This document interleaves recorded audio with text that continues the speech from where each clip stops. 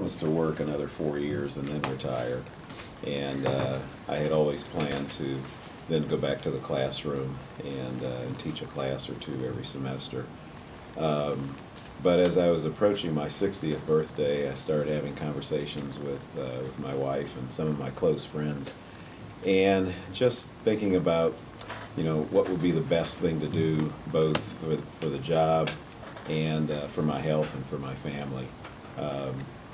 I had major surgery a couple years ago, and I'm fine. I'm not, I'm not at death's door. But I realized that in a very demanding job, I probably have a better chance of maintaining my health if I could dial it back just a little bit. Okay. What I didn't want to do is, work at 80% and try to do the job with less effort.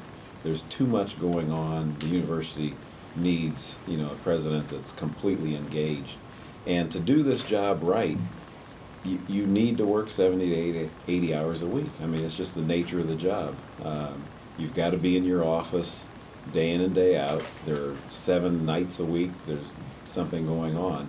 And the only way to do the job well is to be engaged and be part of it 24/7. And I've enjoyed every single moment of it. I wish I could do it forever. And I've been trying to think about when is the right time to go? And I think the right time to go is both when the institution is doing well and is stable, and when I'm making a good positive contribution. And it felt like that was now.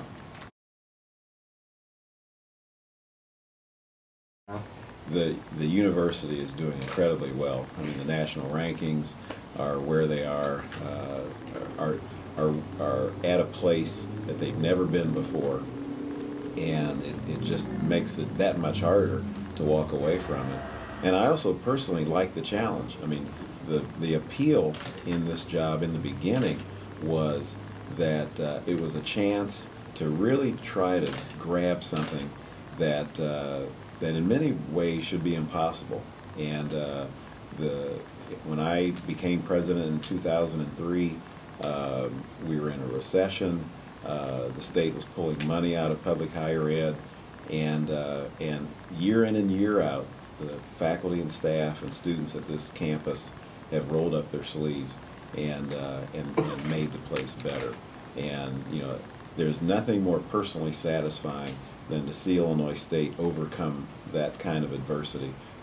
As I look around the state, no other institution has been able to do that. No one has made this much progress in these 9 years than Illinois State University.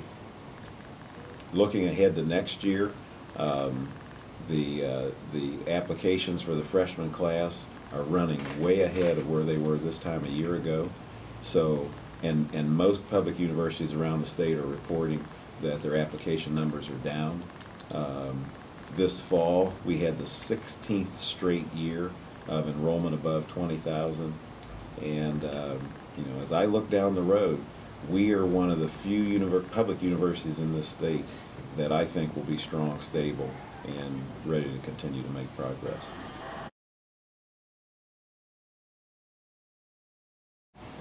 The part of what I've enjoyed about this job has been just that, interacting with faculty and staff.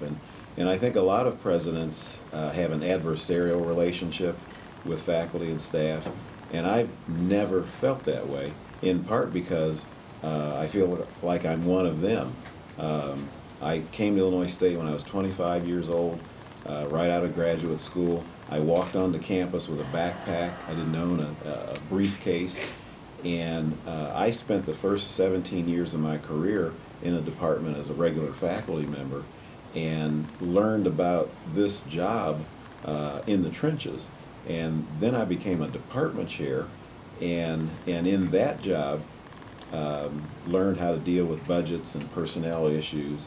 And then I tried to carry that skill set into this job and interact with faculty as though they are equal colleagues, not as a senior executive.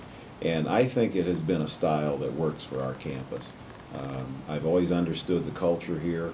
Um, I've bought into the culture, and I think that's part of the reason that my presidency has been successful.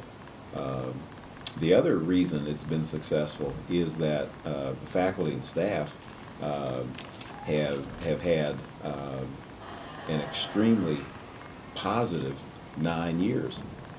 When you look at grant productivity, scholarly productivity, rankings of academic programs, all those things have occurred because of the work they've done, and and I've spent a lot of time trying to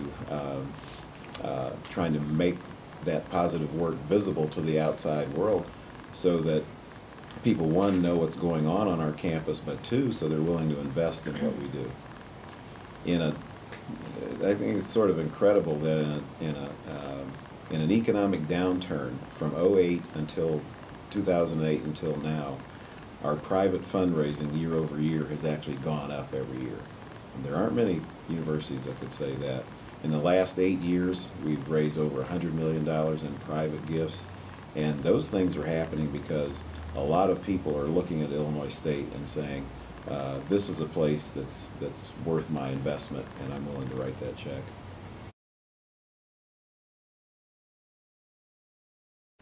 The two or three things that really jump out that I feel great about include, first of all, the national prominence of the institution. Our rankings in things like U.S. News and World Report, Business Week magazine, those are very strong, and they're at a place where they've never been in our history. The second thing that I'm proud of is the rise in our student profile. The ACT average of our freshman classes have risen over the years, and we're one of the two most selective public universities in the state. And then the third thing is the change in our footprint. Despite a sluggish economy, we've been able to get a lot of important construction projects done. The student fitness building, every residence hall has been upgraded. The dining centers have been redone. A new alumni center, new College of Business building. Schrader Hall was torn down and replaced. And in a tough fiscal environment in a state like Illinois, to get all those things done in 9 years is nothing short of remarkable.